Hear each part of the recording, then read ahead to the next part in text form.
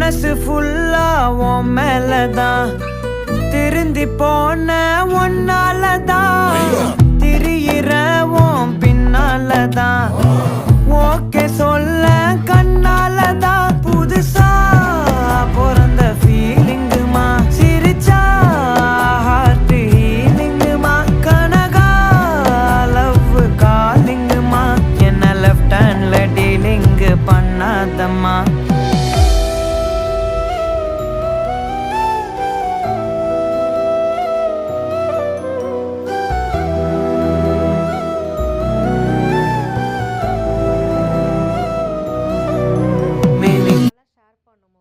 Share பண்ணுறாங்க.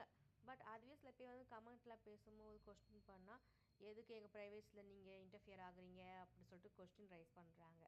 அவங்க ப்ரைவசிங்கிறது ஒன்றும் இல்லாமல் எல்லாமே ஷேர் பண்ணுறாங்க. A to Z எல்லாமே ஷேர் பண்ணுறாங்க. அதே இப்போ யாராச்சும் கமெண்ட் பண்ணால் ஏன் கமெண்ட் பண்ணீங்கன்னு கொஸ்டின் பண்ணுறாங்க. ஸோ நம்ம அதை எப்படி யூஸ் பண்ணுறோமோ அதை பேஸ் பண்ணி தான் இருக்குது. இப்போ நமக்கு யாரும் நம்மளை கொஸ்டின் பண்ணக்கூடாதுன்னா உங்களுக்கு உங்கள் ப்ரைவேசி லைஃப் போடாமல் நீங்கள் உங்களால் என்ன பெஸ்ட்டாக பண்ண முடியுமோ பண்ணுங்கள்.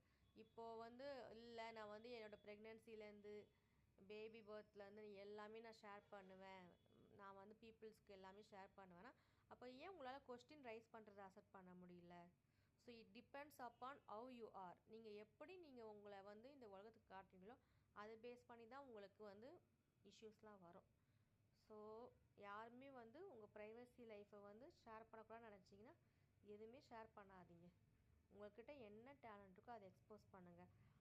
அனதர் எண்டு பார்த்தீங்கன்னா சில பேர் வந்து கிட்ஸ் எல்லாம் ரொம்ப அடல்ட் ரேஞ்சுக்கு அவங்க டைலாக் பேச வச்சு இது பண்ணுறாங்க.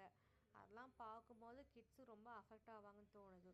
ஸோ கிட்ஸுக்கு வந்து அந்த ஏஜில் என்ன தேவையோ அதை மட்டும் ஒரு டைம் பாஸ் ஒரு என்டர்டெயின்மெண்ட்டாக பண்ணலாம். பேர் ஃபுல் ஃபோக்கஸ்டாகவே இதில் பண்ண வைக்கிறீங்க. ஸோ அதெல்லாம் கொஞ்சம் அவாய்ட் பண்ணிக்கோங்க. Bye friends, thank you. நெக்ஸ்ட் வீடியோவில் பார்க்கலாம்.